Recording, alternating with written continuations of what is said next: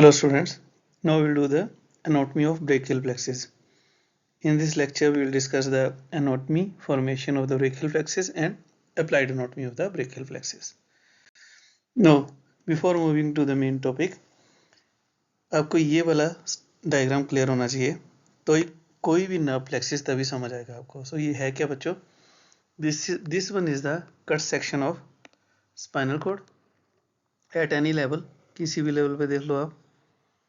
For example brachial plexus की बात है तो C5 टू T1 के बीच में कहीं भी, चाहे C5 C6 के बीच में ले लो, कहीं का भी ये cut section of spinal cord है. This is anterior side, this one is posterior side. और स्पाइनल कॉर्ड के संदर्भ में हम बोलते हैं ventral side and dorsal side. So from ventral side we have the ventral root and on dorsal side we have the dorsal root.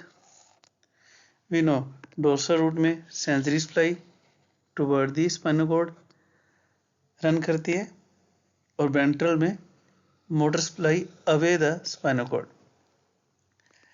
ये दोनों dorsal root and ventral root दोनों मिलके बनाती हैं spinal nerve. So at this level this is the spinal nerve. Otherwise इसके ऊपर बच्चों मेरी अलग से वीडियो है, you can watch that video. So this is the spinal nerve. Now this spinal nerve is coming out of the spinal cord. मतलब vertebra column के side पे जो आपको नर्व दिखाई देती है, नेक्स्ट डायग्राम में दिखाऊंगा, those are these. So these are the spinal nerve. जब ये स्पाइनल नर्व वर्टिब्रा कॉलम को लीव करके बाहर आती है तो ये आने के बाद दो में डिवाइड हो जाती है, dorsal ramus, ventral ramus. These are rami, ventral rami and dorsal rami. These were roots बच्चों. Anterior root, this is anterior rami. Posterior root, posterior rami. So word clear होना चाहिए, this is ramus. So the ventral rami of different spinal nerves will form the plexus, brachial plexus. Maximum plexus बच्चों ventral rami से हैं. That means अब इसके बाद जब यहाँ पे नर्व आगे जिसमें दोनों फाइबर्स होंगे, सेंसरी भी एंड मोटर भी, ये दोनों फाइबर जो हैं यहाँ से आगे सप्लाई करते हैं lateral and the anterior aspect of the body, क्योंकि ये वेंट्रल रेमस है, and dorsal ramus will supply the dorsal of the body, posterior of the body. So this is the typical spinal nerve. So you should know this thing. This is the ramus, ventral ramus. So I think अब आपको ये clear है. So we can move to our topic. So brachial plexus, brachial word use होता है बच्चों upper limb के लिए, arm के लिए. सो आर्म का प्लेक्सिस, प्लेक्सिस इज नेटवर्क, किसी भी चीज का नेटवर्क हो सकता है. अभी हम नर्व की बात कर रहे हैं. So brachial plexus is the network of the nerves which will innervate or which will take the sensation from upper limb. ये बना कैसे? अभी लास्ट डायग्राम को थोड़ा सा माइंड में रखो. It is formed by the anterior or the ventral rami of lower four cervical and first thoracic spinal nerve, जो हमने बात की थी. These are the spinal nerves. Lower four cervical and first thoracic spinal nerve की ventral रेमाई की fusion से ये plexus बना. याद कैसे रखना बच्चों? This is C5 6 7 C8 T1. ये अपर लिम्ब की बात हो रही है, हैंड की बात हो रही है. एक हैंड में वी हैव 5 फिंगर्स, सो 5 से स्टार्ट एंड 5 ही है. That means C5 C6 C7 C8 T1. 1 2 3 4 5 5 spinal nerves C5 से स्टार्ट, ऐसे आप याद रख सकते हो. Additionally sometime C4 upper one, एक ऊपर का और एक नीचे का भी कई बार ऐड हो सकता है, and T2. They are also may be the part of this plexus. Now components में इसमें आप डिवाइड करोगे 4 कंपोनेंट्स में, first of all the root, then trunks, then divisions and cords. मतलब ब्रेकियल प्लेक्सिस किन चीज़ों से बना है, ब्रेकियल प्लेक्सिस की कंपोनेंट्स क्या हैं, दीज आर द 4 RTDC। बच्चों ऐसे ही याद रखना है, RTDC, okay, roots, trunks, division and cords. No, this structure is clavicle, so roots and trunks are supraclavicular, clavicle से ऊपर है, divisions are retroclavicular, clavicle के पीछे है, and the cords then branches, these are infraclavicular, okay, supraclavicular, retroclavicular, infraclavicular। First of all the roots, दोबारा वही बात आ गई बच्चों, यहाँ के स्पाइनल कोड है, स्पाइनल कोड से रूट्स आनी शुरू हुई। रूट्स हमने पहले बात की 5 C5, C6, C7, C8, T1। इनकी रूट्स, C5 की रूट, C6 की रूट, C7 की रूट, C8 एंड T1। अपर 2 की रूट मिलेगी, लोअर दोनों की रूट भी मिलेगी, दे विल फ्यूज, मिडल वाली सिंगल रहती है।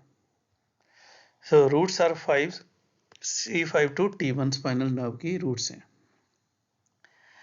They are present anterior to the, they are present deep posterior to the anterior scalenus muscles। scalenus muscle हमारे पास 3 होते हैं, anterior scalenus के deep present होती हैं root, these are the deep muscles of neck, उनकी deep होती हैं ये वाली roots। then we have second trunks, these were root, then we have trunks।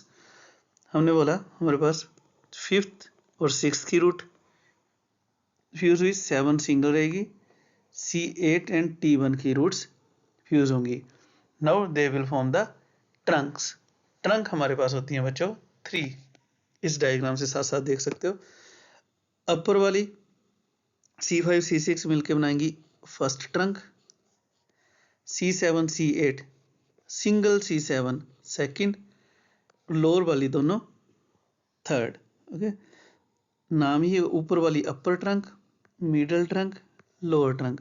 So upper trunk कैसे बनी, with the fusion of nerve from C5 C6, middle C7, lower is C8। And में बच्चों हम सारा ड्रा करेंगे और easy हो जाएगा आपको। सो एक बार इसे पूरा ध्यान से देखना लेक्चर को, it is quite easy. So upper is found by C5 C6 root, they will join and form the upper trunk. Middle trunk only C7 root, so these are the root, these are the trunk, division, cord, then branches, and the lower is found by C8 T1. And now this, the trunks, these are present between scalenus medius and scalenus anterior। यहाँ scalenus anterior था, these are present between scalenus medius and scalenus anterior। Root हो गई, trunk हो गई। Next we have the divisions. हमने बोला C5 C6 की fusion से बनी अपर ट्रंक, C7 अकेला middle trunk, C8 T1 lower trunk. अब ये ट्रंक्स बच्चों हर ट्रंक 2 में डिवाइड होगी, every trunk will divide into 2, ventral and dorsal, और we can tell it as anterior और पोस्टीरियर डिवीजन। हर एक की 2 डिविजन्स होंगी, okay. Each trunk will divide into 2 divisions that will lie behind the clavicle, ये हमने पहली बात की। Then the cords, after divisions we have the cords. ये वाली डायग्राम मैंने जान के रखी है बच्चों। This is the axillary artery, red colour artery. The cords, the nomenclature of cords, yellow colour की बच्चों नर्व्स होती हैं और ब्लू कलर की वेन होती है। इसी कलर में आपको ड्रा करनी है। You can appreciate these are the spinal nerves and in relation to this artery you can appreciate this structure. So in relation to the second part of this artery, which artery? Axillary artery, we have given the names to the cord. So cord का nomenclature कैसे है? according to the relation of the chord with the second part of the axillary artery. So जो axillary artery के laterally होगी वो lateral chord, जो axillary artery के medial है that is medial cord, and जो उसके posterior that is posterior cord. बनी कैसे? Anterior division of upper and middle will form lateral cord, anterior division of lower will form middle cord, and posterior division of all will form the posterior cord. मे भी अभी आपको confusion हो रही होगी बच्चों, नेक्स्ट एक स्लाइड के बाद मैं ये सारा ड्रा करूंगा, आपको बहुत इजी हो जाएगा। Then the branches, so we did root, trunk, division, chord, branches. Okay, first two C5 C6 C7 अकेली, C8 T1 फ्यूज हुई इन्होंने बनाई trunk, upper trunk, middle trunk, lower trunk. Every trunk will divide into two divisions, the anterior division and the posterior division, anterior division and posterior division same here. now सबकी posterior division मिली, उन्होंने बनाई posterior code. First और second की anterior ने बनाई lateral code, middle वाली फिर से सिंगल, इन्फीरियर वाली की एंटीरियर फिर से सिंगल रहेगी, उसने बनाई मिडल कोड। इसके बाद ये ब्रांचेस देंगी। ब्रांचेस अगर रूट से देखें, first of all root will give the branches, these are the branches. Main branch आती है रूट से बच्चों, that is the long thoracic nerve, the long thoracic nerve और nerve to serratus anterior. Root value क्या होती है बच्चों? ये वाली रूट वैल्यू है, these are the root value. कहाँ से वो नर्व आ रही है? These are the root value. So C5 C6 C7 will form a nerve, the root will form nerve which is known as long thoracic nerve. जाएगी कहाँ? Serratus anterior muscle को supply करेगी। सेकेंड दे विल गिव, यहाँ पे हमारे पास scapula है तो scapula के पीछे dorsal scapular nerve which will supply the rhomboids. These two are the branches from the roots. Okay, and from trunk you can appreciate easy है, सिर्फ अपर ट्रंक की ही ब्रांचेस हैं, दो ब्रांचेस हैं। सुप्रा स्कैपुलर, स्कैपुला का है सुप्रा, स्कैपुला के ऊपर suprascapular, and second is in nerve to subclavius. Subclavius बेटे क्लेविकल के नीचे छोटा सा मसल होता है, नाम ही बता रहा है, सब मतलब इंफ्रा क्लेविकल एक मसल होगा, उसको सप्लाई जाएगी कहाँ से? ट्रंक से। देन फ्रॉम कॉर्ड्स, कॉर्ड से lateral cord L is lateral, so इसका निमोनिक है बच्चों LML। Lateral cord will give supply nerve that is LML, lateral pectoral nerve. Then we have the musculocutaneous nerve M, lateral root of the median nerve. Okay, तीन nerves lateral cord से। medial cord M4U, mnemonic is M4U। first M is medial pectoral, lateral की थी बच्चों, medial pectoral nerve, medial cutaneous nerve of arm easy है, medial cutaneous nerve of forearm, medial root of median nerve, lateral cord की थी बच्चों, medial root of median nerve हमारे पास medial cord की है, that means median nerve इन दोनों cords की branches आती हैं, here you can see this। then ulnar nerve, U is ulnar nerve। okay, lastly we have the posterior का mnemonic है ulnar. याद रखना अल्नार इसका निमोनिक है, लेकिन अल्नर नर्व इसकी ब्रांच नहीं है। Ulnar, U is upper subscapular nerve, L lower subscapular nerve, N is nerve to latissimus dorsi muscle, then A is axillary nerve, R is radial nerve. अब जो हमने पढ़ा है उसको एक बार ड्रा करते हैं, फिर बहुत इजी हो जाएगा। सो हमने बोला brachial plexus C5 C6 C7 C8 T1 spinal nerves की रूट्स आई, दीज आर द रूट्स। जो मैं येलो कलर में ड्रा कर रहा हूँ, वेंट्रल रेमाई से रूट्स आई। So the roots of C5, C6, C7, now next to roots they will, first दो को बेटे ज्वाइन करो, लास्ट दो को ज्वाइन करो, that mean C5, C6, C8, T1 को ज्वाइन किया, C7 इज अलोन। तो हमारे पास सेकंड क्या बना था, RT, these are the trunks. कौन कौन सी ट्रंक्स होगी हमारे पास बच्चों, नाम से पता है, upper trunk, then we have middle trunk and lower trunk. बनी कैसे, अपर ट्रंक बनी, अपर ट्रंक की रूट वैल्यू क्या आई बच्चों, that is C5, C6, middle की आई C7, लोअर की C8, T1। नाउ ट्रंक के बाद नेक्स्ट क्या था हमारे पास, RTDC, next is D is divisions. हमने बोला अब आप हर ट्रंक को दो में डिवाइड कर दो, हर ट्रंक को दो में डिवाइड कर दो।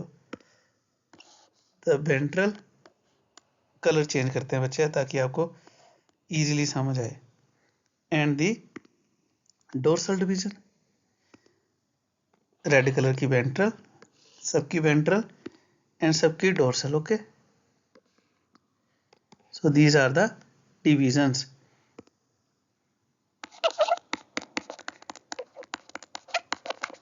ओके, कलर से दिखा दे एक बार आपको, dorsal division and the ventral division. Okay, अब डिविजन्स बन गई। डिवीजन के बाद हमारे पास क्या आया था बच्चों, these were the codes. Okay, division के बाद कोड्स। हमने बोला अगर मैं, थोड़ा सा ध्यान से देखना बच्चों, अगर मैं सबकी पोस्टीरियर, डोर्सल का मतलब ही पोस्टीरियर होता है, सबकी पोस्टीरियर को ज्वाइन कर दूं, तीनों की पोस्टीरियर को ज्वाइन कर दूं, तो हमारे पास जो code I that is dorsal और पोस्टीरियर कोड। सो पोस्टीरियर कोड किससे बनी बच्चों, from the dorsal division of all the nerves, that means posterior code की रूट वैल्यू सारी है। okay? अब फर्स्ट का वेंट्रल, सेकंड का वेंट्रल डिवीजन, दोनों को ज्वाइन करो। जो ये वाली बनी इसका नाम है बच्चों लेटरल कोड। सो लेटरल कोड कैसे बनी, ventral division of first and second trunk. अब एक ट्रंक यू कैन अप्रिशिएट, ये वाली division, the ventral division of lower one अकेली रहेगी। सो this is the medial code. हो गया बच्चों, आपके पास कोड्स आ गई, so easy. Now lateral code की ब्रांचेस LML, मीडियल कोड की ब्रांचेस M4U, पोस्टीरियर कोड की branches ulnar. Clear, so easy है। इस ढंग से आप एक बार याद करो बच्चों, इट इज क्वाइट इजी। हमने रूट्स बना दी, हमने ट्रंक्स बना दी, हमने डिविजन्स बना दी, कोड्स बना दी एंड देन ब्रांचेस बना दी। ओके, आई थिंक अब आपको ये क्लियर हो गया होगा, अदरवाइज नहीं हुआ है then you can message me, हम फिर से इसको एक बार कर सकते हैं। नो अप्लाइड नोट मी, पीछे वाले को ध्यान में रखो और हम इसकी अप्लाइड नोट मी करेंगे। It is very important and very easy, आपको ये पेपर में जरूर आती है। So first of all, what is Erb's point? Erb's point is the point, this point where 6 nerves will meet। कौन कौन सी 6? C5, C6 की बच्चों रूट्स मिली, इन्होंने ट्रंक बनाई थी, ट्रंक ने दो ब्रांचेस दी थी, सुप्रास्कैपुलर एंड नर्व टू सब क्लेविकुलर मसल, देन हमने पहले ही बोला ये 2 में डिवाइड होगी हर ट्रंक, तो 1 2 3 4 5 and 6. The meeting point of these 6 nerve is known as the Erb's point. Now, what is Erb palsy? जो ये पॉइंट है, इस पॉइंट पे अगर इंजरी हो जाती है तो उसको हम बोलते हैं Erb's palsy. That means upper trunk की थी, अपर ट्रंक की इंजरी को बोलते हैं Erb palsy. Upper part of the plexus if injured, injury कैसे होगी डायग्राम में देखिए.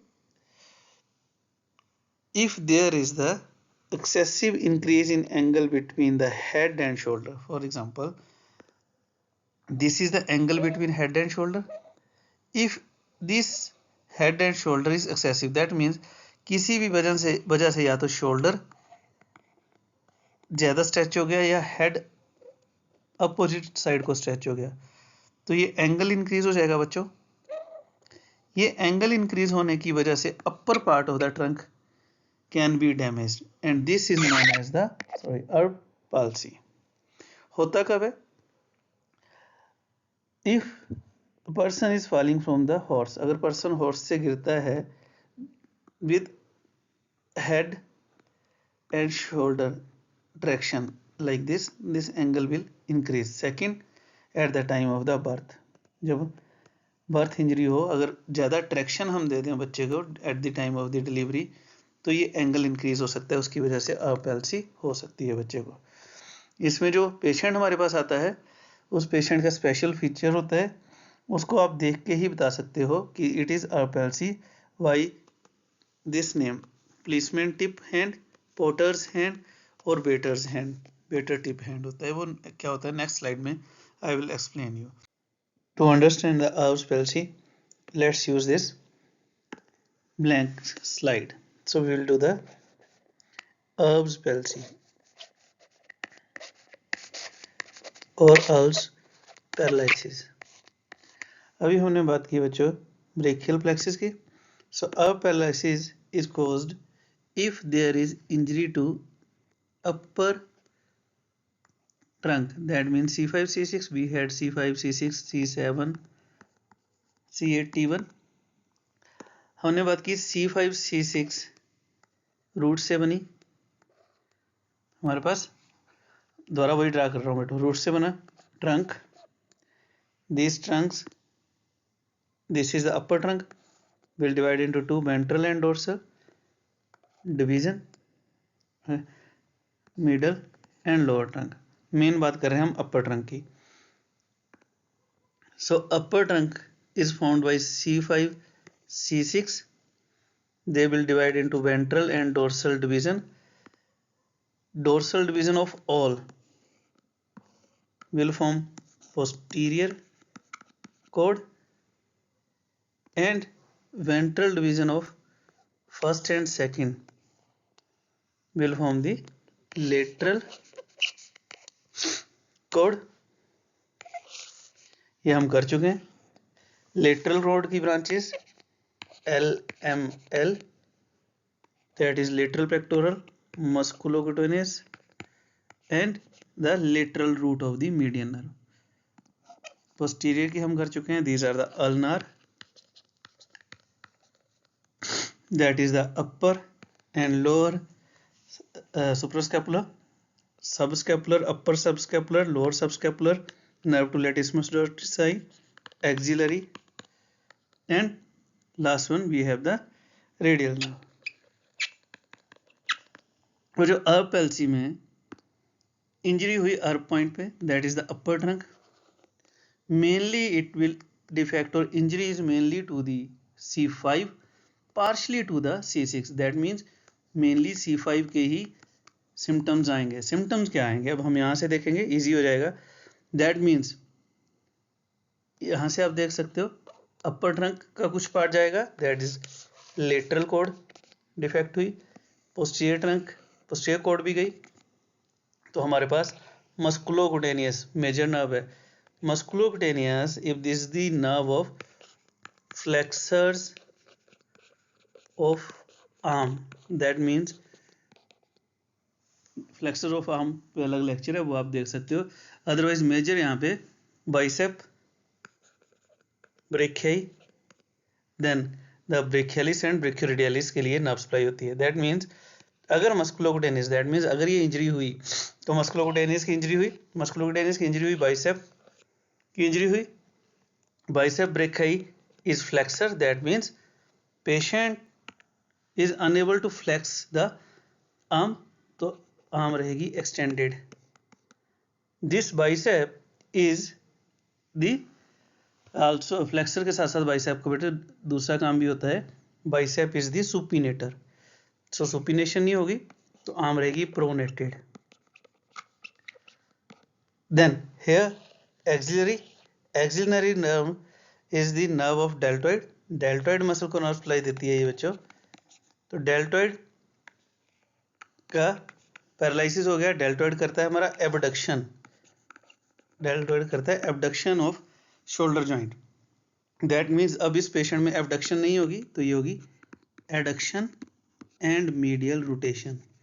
सो पेशेंट के पास मेजर सिम्टम हमारे पास क्या आएंगे, extended arm, pronated arm, adducted arm, medially rotated arm with sensory loss.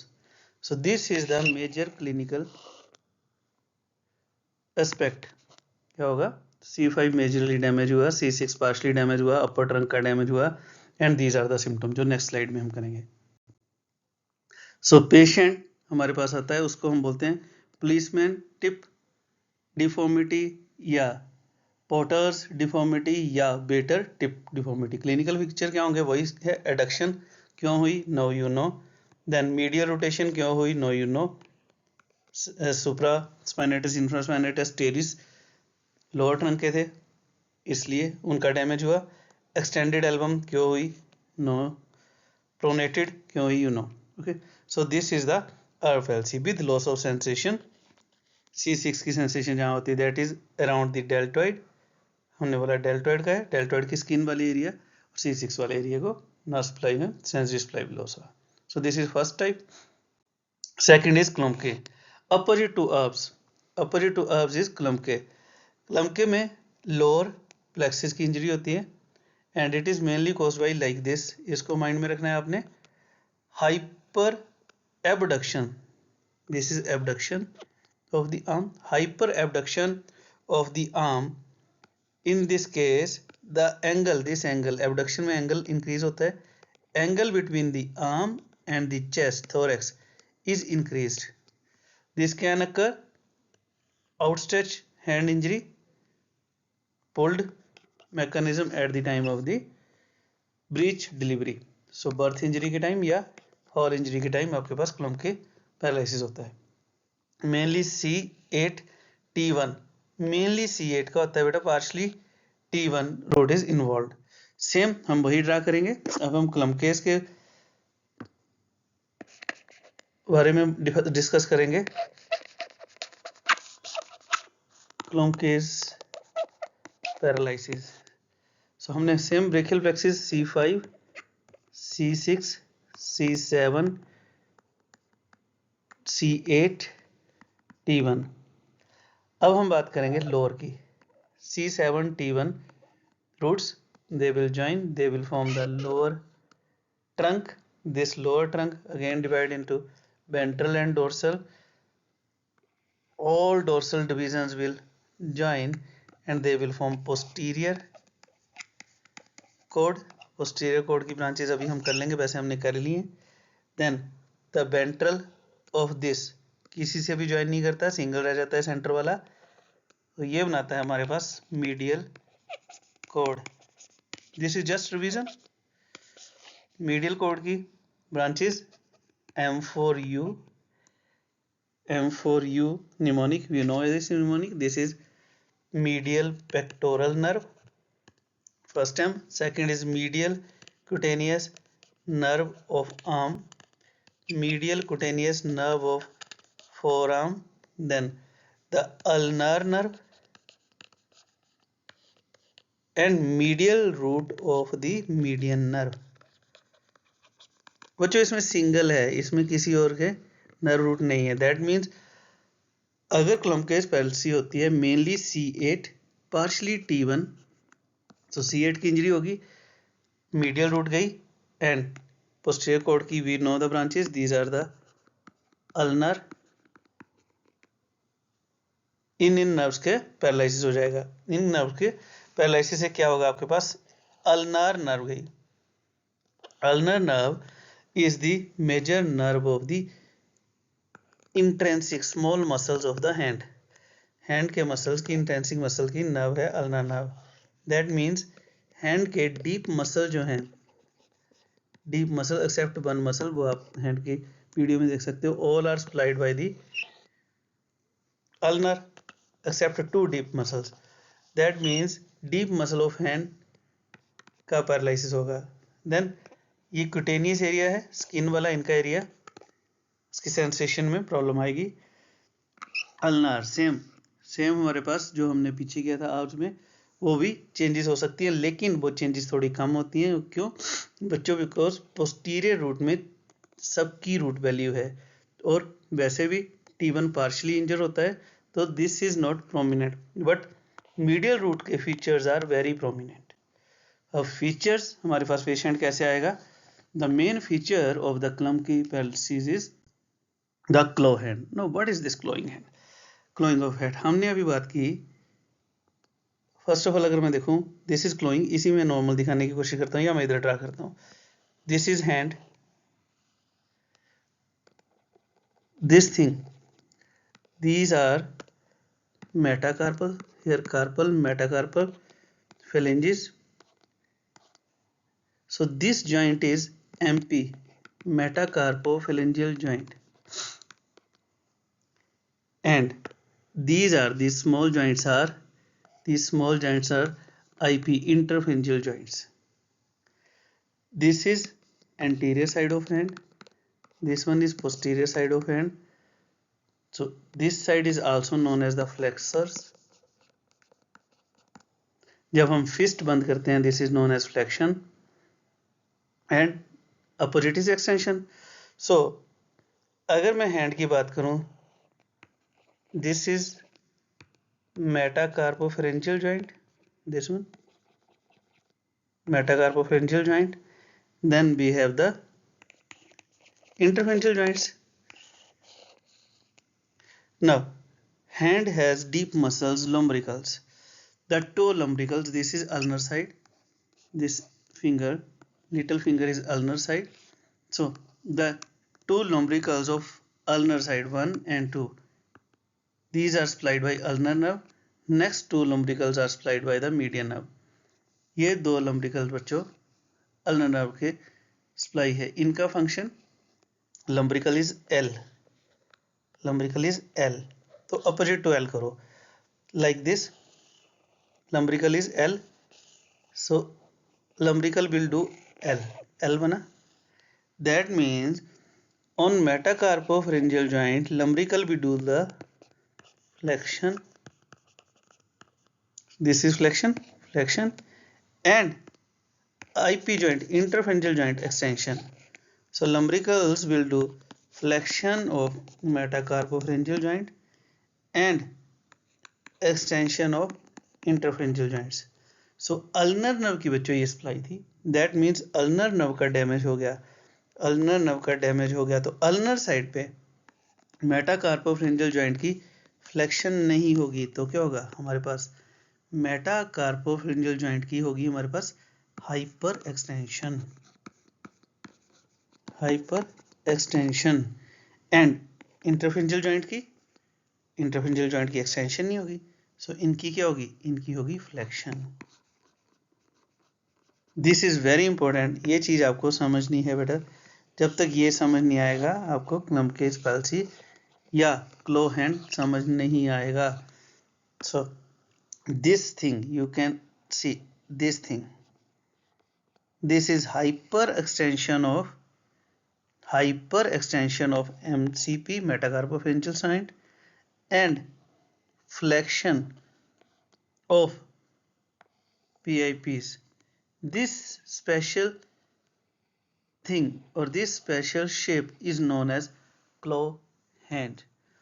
If this is present only on ulnar side, then this is known as ulnar clawing. And if it is present in all fingers, then it is known as complete clawing. So in Klumpke palsy, we can have patient of complete clawing of the hand. Clinical features में अब आप देख सकते हो, you can easily appreciate. We will have claw hand. What is clawing? You know it. It is just the hyperextension of metacarpopharyngeal joint and flexion of interpharyngeal joints. Okay, it is mainly because of unopposed action of long flexor muscles and extensors of the finger. So ये हमने explain कर लिया. Next we have the Horner syndrome. Horner syndrome जो हमने शुरू में draw की थी डायग्राम बच्चों, उसके अकॉर्डिंग we can see, या हम यहाँ भी देख सकते हैं. This thing हमने फर्स्ट यहीं से स्टार्ट किया था. So these are white rami communicants, these are gray rami communicants. If the injury is proximal to white rami communicants T1 का अगर ये सेक्शन है, इसके white rami communicants से इंजरी होती है अगर इसके proximal near the center, this is the proximal, then it will cause the Horner syndrome. Horner syndrome का निमोनिक है बच्चों पंजाबी मील. पंजाबी मील is Punjabi meal. That means we in the Horner syndrome we can find ptosis,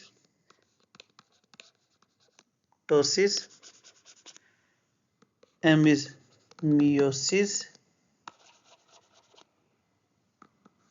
E is anophthalmosis, A is anhidrosis, and L is the loss of ciliospinal reflex. अब ये होता क्यों है, otherwise Horner syndrome पे अलग video है, वो आप देखो जरूर, तो आपको ज़्यादा क्लियर होगा.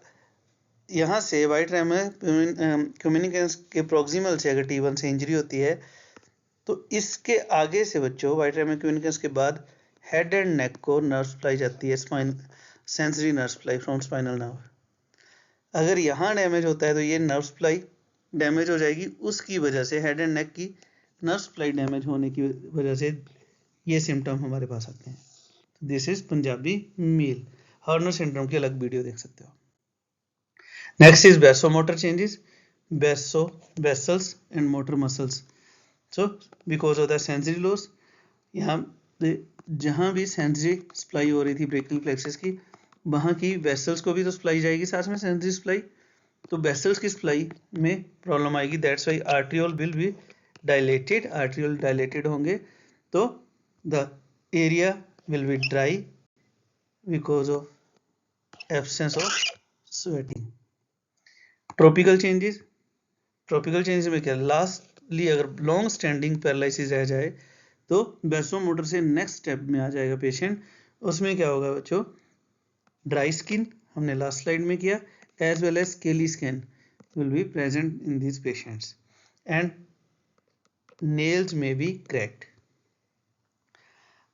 Even in the later stage, there may be atrophy of the pulse of the finger. Now, injury to the nerve of Bell. Nerve of Bell. This nerve is also known as the nerve to serratus anterior. We have serratus anterior muscle. Actually, these are the muscles of thorax. The serratus anterior muscles are the muscle of thorax. And inner है बच्चों quite obvious कि इसके अंदर से आएंगे, thorax से आगे से आ रहे हैं. And they are inserting on this level, they are inserting on the inner side of this scapula बच्चों, inner side of the medial border of the scapula, इनकी इंसर्शन है. So if there is paralysis to the nerve to serratus anterior, nerve to serratus anterior को paralysis हुआ that means rectus anterior का paralysis हो गया। That means this medial border जहां पर rectus anterior की अटैचमेंट थी, अगर मैं पेशेंट को बाजू को आर्म को पुल करने को बोलूँगा, या पेशेंट को अगर हम बोलते हैं दोनों हैंड पाम्स सामने एंटीरियर साइड पे वॉल पे रखने को और प्रेशर देने को, then on the defected side the scapula, the medial border of scapula will be more prominent as compare to the other side. Otherwise बच्चों जब हम स्टैंड करते हैं इस पोज में तो हम किसी भी बॉर्डर को, स्कैपुला के मीडियल बॉर्डर को इतनी प्रोमिनेंटली अप्रिशिएट नहीं कर सकते। लेकिन if there is paralysis of serratus anterior muscle, then it is unable to serratus anterior muscle to pull this end of the scapula anteriorly. So the medial border of the scapula will be prominent. This is known as the binging of scapula. So what is the anatomical basis of binging of scapula? Injury to the nerve of the bell or nerve to serratus anterior muscle, in which we know serratus anterior is the boxer's muscle, punching and pushing action इसका होता है। सो अगर paralysis हो गया, patient is unable to punching and pushing action, and there will be partially affected overhead abduction. overhead abduction भी patient की partially defected होगी because of the serratus anterior are the muscles which help our shoulder to abduct. So thank you. I think clear होगा। अगर कुछ भी पूछना है you can ask me anytime.